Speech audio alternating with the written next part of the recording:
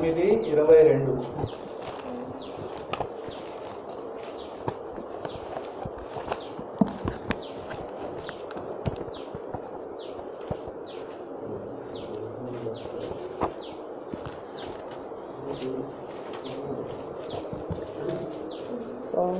అందులో ఉంటుంది.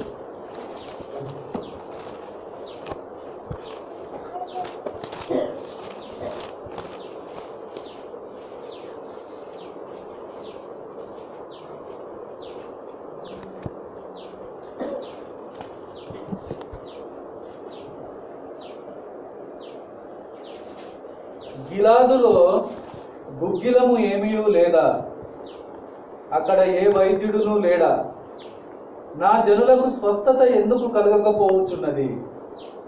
దేవుడు ఈ వాక్యాన్ని దీవించును గాక. ప్రియ సంగమా, ఇర్మియా ప్రవక్త మాట్లాడిన మాటను, ఇర్మియా ప్రవక్త ద్వారా దేవుడు ఈ మాట ఈరోజు మనతో మాట్లాడుతూ ఉన్నారు. ఇందులో ఈ మాట మాట్లాడడంలో ఆయన ఆవేదన మనకు కనిపిస్తూ ఉంది. ఆయనలోని ఒక బాధను మనము చూడగలుగుతున్నాం. తన పిల్లలు ఎందుకు స్వస్థత పొందలేకపోతున్నారు, ఎందుకు వారిలో మార్పు కలగడం లేదు,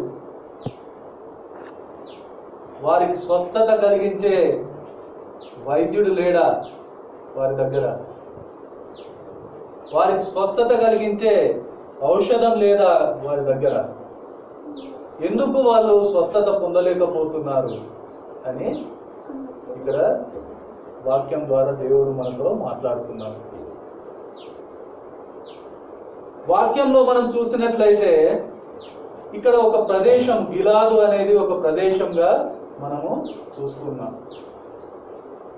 ఆ గిలాదు అనే ప్రదేశము, అక్కడ ఒక్కొక్క ప్రదేశము ఒక్కొక్క వస్తువులకు అది ప్రసిద్ధిగా ఉంటుంది.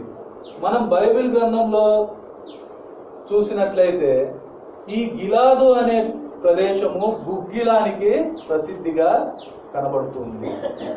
ఇది ఎలా చెప్పవచ్చు అని అంటే, ఆదికాండం 37వ అధ్యాయం 25వ వచనాన్ని ఒకసారి మనము చూద్దాం.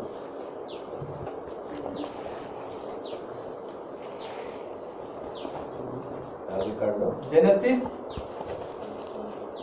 37:25.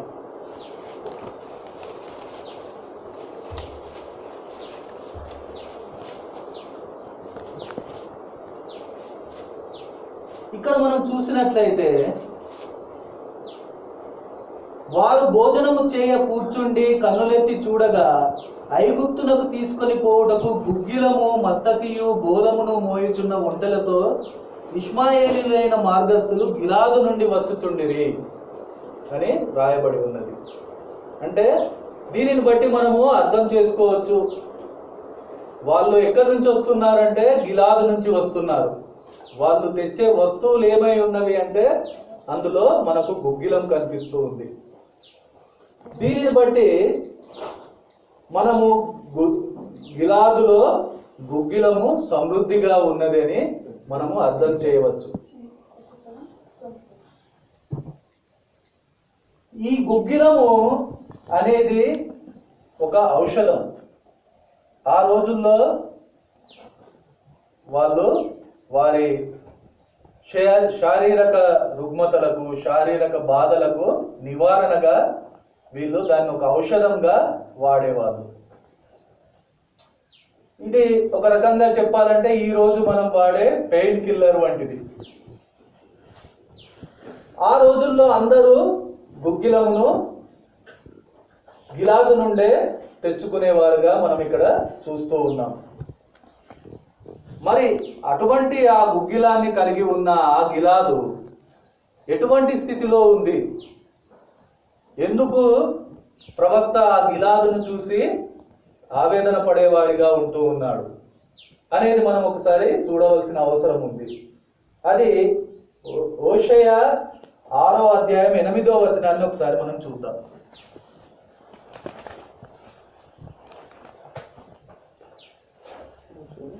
హోషేయ 6:8.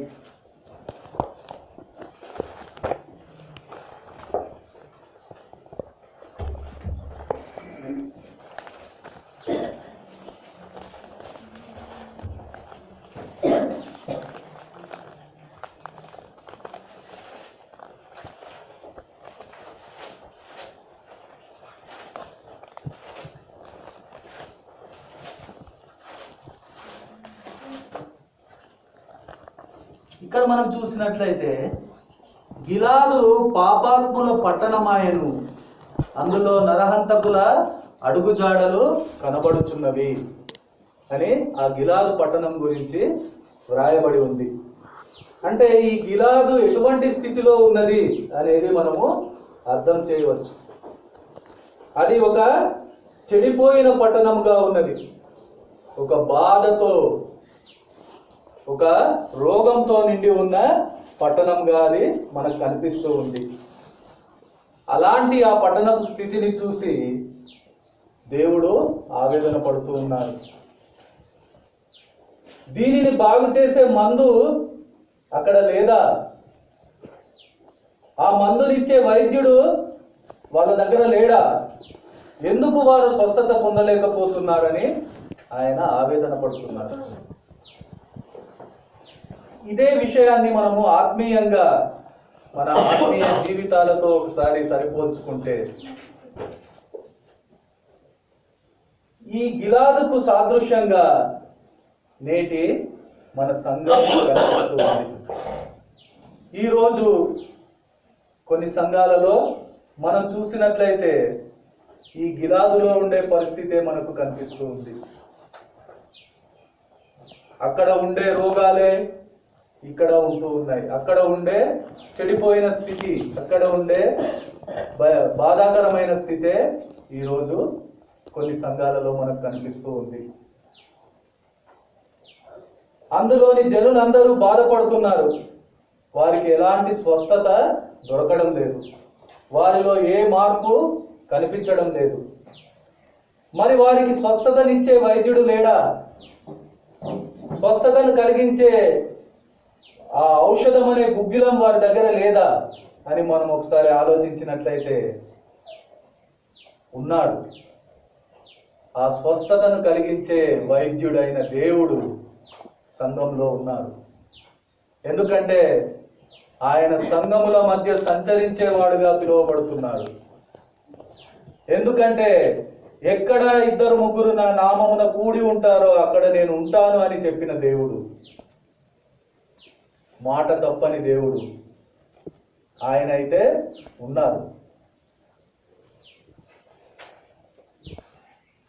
అలాగే ఆ ఔషధం అనబడే దేవుని వాక్యం ఈరోజు సంఘాలలో లేదా అనంటే సమృద్ధిగా దేవుడు అనుగ్రహించి ఉన్నారు. కావలసిన వాక్యాన్ని సంఘానికి ఇచ్చేవానిగా, మాట్లాడేవానిగా ఉంటూ ఉన్నారు. ఎందుకంటే ఆయన మాట్లాడే దేవుడు, ఆయన మౌనంగా చూసే దేవుడు కాదు, ఆయన మాట్లాడే దేవుడు. ఈరోజు సంఘాలలో ఆయన ఉంటున్నారు, ఆయన మాట్లాడుతున్నారు, ఆయన వాక్యాన్ని బయలుపరుస్తూ ఉన్నారు. మరి ఎందుకు ఈరోజు స్వస్థత లేదు? మరి ఎందుకు ఈరోజు మార్పు లేని స్థితిలో సంఘాలు కొనసాగుతూ ఉన్నాయి? ఎందుకు మన ఆత్మీయ జీవితం రోగాలతో నిండి ఉంటుంది? యెహోవా రాఫా అని పిలువబడిన దేవుడు, స్వస్థతని ఇచ్చే దేవుడు మన మధ్యలో ఉన్నారు. స్వస్థతనిచ్చే దివ్య ఔషధం ఆయన వాక్యం, ఆయన వాక్కు మనకు వినబడుతుంది, మనం పొందుకుంటున్నాం. అయినా కూడా ఈరోజు స్వస్థత లేకుండా ఎందుకు నా జనులు స్వస్థత పొందలేకపోతున్నారనే ఆయన ఆవేదన పడే స్థితిలోనే మనం ఉంటూ ఉన్నాం. ఆయన బాధపడుతున్నారు. అలాంటి స్థితిలో ఈరోజు మనము ఉంటూ ఉన్నాం. ఎందుకు? దానికి ఒక 3 కారణాలను ఇక్కడ మనం చూడవచ్చు. ఇదేమిటంటే, ఇక్కడ యేసయ్య ఈ లోకంలోకి వచ్చిన తర్వాత చెప్పిన ఒక మాటను మనము జ్ఞాపకం చేసుకుందాం.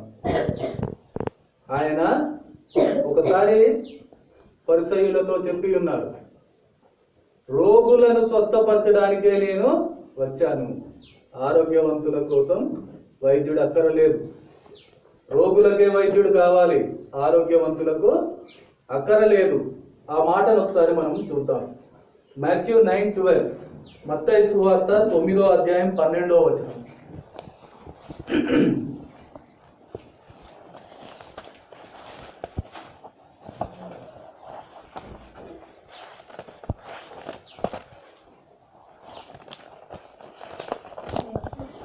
మత్తయి సువార్త 9వ అధ్యాయం 12వ వచనాన్ని, రోగులకే గాని ఆరోగ్యము గలవారికి వైద్యుడు అక్కరలేదు కదా, అయితే నేను పాపులనే పిలువవచ్చి తిని కానీ నీతిమంతులను పిలువ రాలేదు.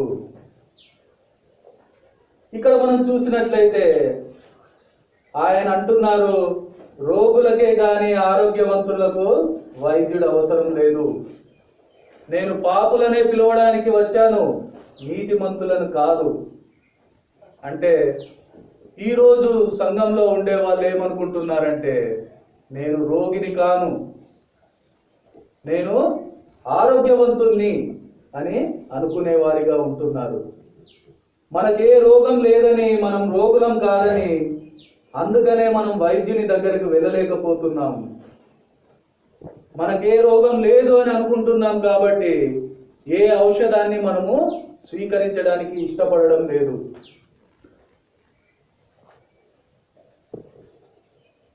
రోగాన్ని దాచిపెట్టే ప్రయత్నం చేస్తున్నాం. కానీ సంగమా, రోగం దాయబడదు. అది ఈ రోజు కనబడకపోవచ్చు, కానీ ఒక రోజు అది తీవ్రంగా అవుతుంది. ఆ రోజు నువ్వు దాన్ని దాచలేవు. అది నిన్ను అందరి ముందు బయలుపరుస్తుంది. అలాంటి స్థితి ఒకరోజు మనకు వస్తూ ఉంది. ఆ స్థితి వచ్చినప్పుడు అప్పుడు ఔషధం అందుబాటులో లేకపోవచ్చు, వైద్యుడు అందుబాటులో లేకపోవచ్చు. ఇన్ని రోజులు నువ్వు దాచి దాన్ని ఇతరులకు కనబడకుండా చేసిన ప్రయత్నం ఆ రోజు నిన్ను కాపాడదు. బైబిల్ గ్రంథంలో మనకు వాక్యం ద్వారా చెప్పబడి ఉన్నది, అంతిమ కాలంలో అందరూ వాక్యం కోసం వెతుకుతారు, కానీ వారికి వాక్యం దొరకదు. ఆ ఔషధం కోసం అప్పుడు వెతుకుతారు, కానీ ఆ రోజు ఆ ఔషధం వారి దగ్గర ఉండదు. వైద్యుని కోసం అప్పుడు వెతుకుతారు, కానీ ఆ వైద్యుడు అక్కడ ఆ రోజు వైద్యుడు అందుబాటులో ఉండడు. అర్థం చేయండి, మనలో ఉండే రోగాన్ని గ్రహించండి,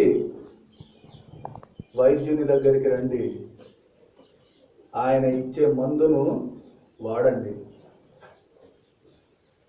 మనలోని రోగాన్ని గ్రహించలేని స్థితిలో ఈరోజు మనం ఉన్నామా? ప్రార్థన చేద్దాం. ఆ గ్రహించే జ్ఞానాన్ని దయచేయమని, కృపను దయచేయమని ఆయనను వేడుకుందాం. కానీ సంగమా, గ్రహించిన దాచుకొని ఆరోగ్యవంతులుగా ఉండే ప్రయత్నం చేస్తున్నామా? దాని ఫలితాన్ని అనుభవించక తప్పదు. ఆయన చెప్తున్నారు, నేను రోగులకు స్వస్థతనిచ్చుటకే వచ్చాను. ఎందుకు నువ్వు దాచిపెట్టే ప్రయత్నం చేస్తున్నావు? నీ రోగాన్ని ఆయన ముందుంచు. ఆయన అన్ని రోగాలను స్వస్థపరిచేవాడు. యెహోవా రాఫా అని పిలువబడినవాడు.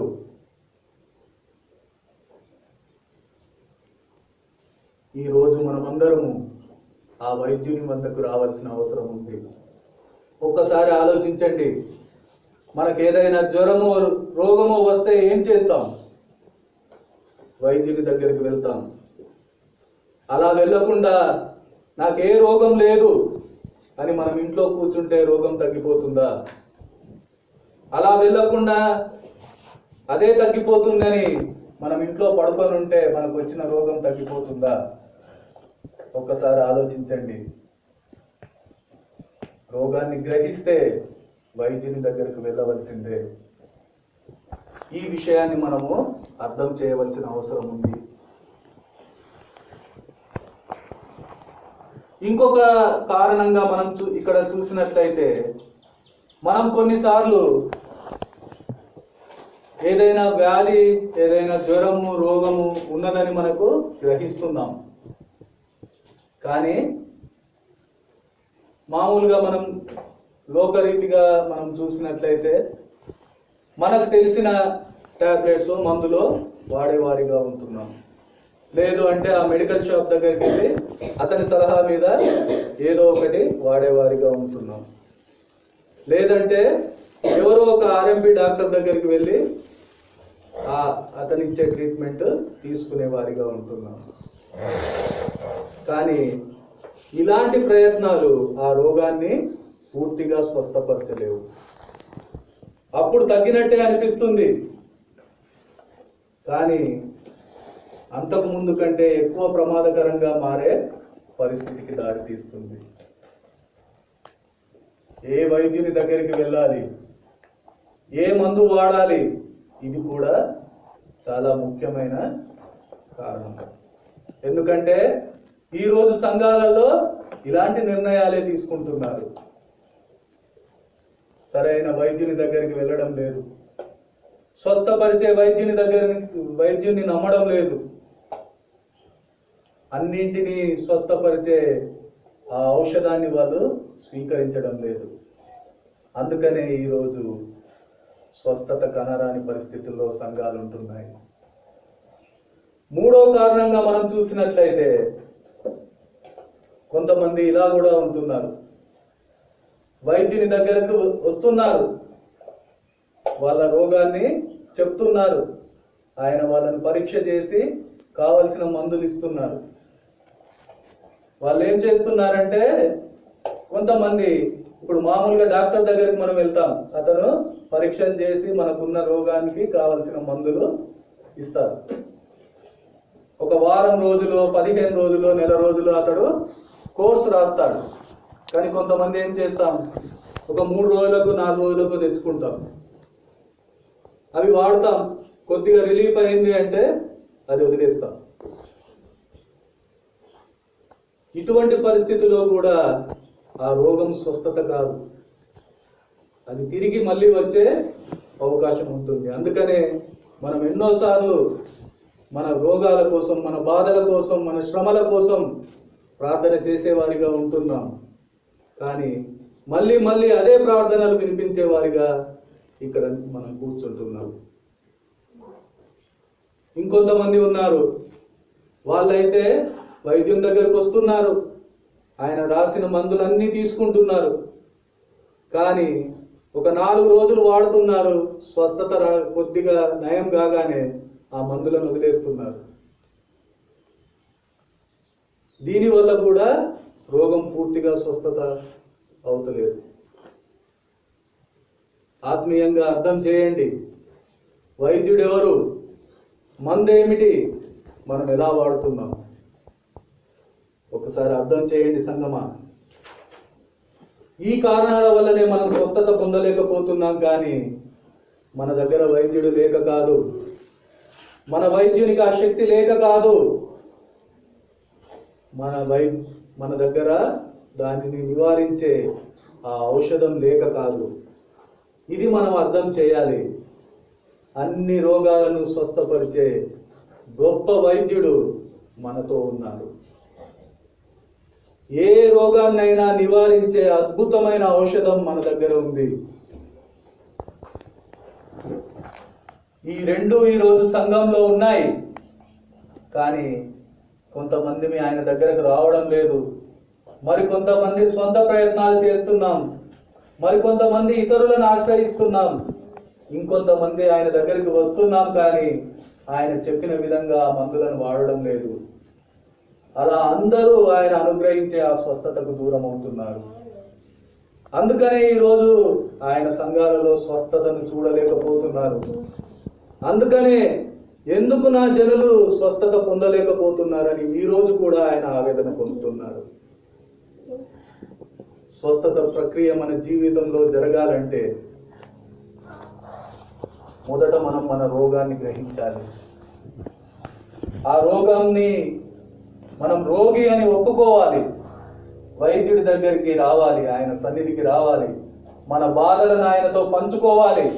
ఆయన ఇచ్చే పరిష్కార మార్గమైన ఆ వాక్యం అనే ఔషధాన్ని మన జీవితంలో ప్రతిఫలింపజేయాలి. వాక్యానుసారమైన జీవితాన్ని మనం గడపాలి.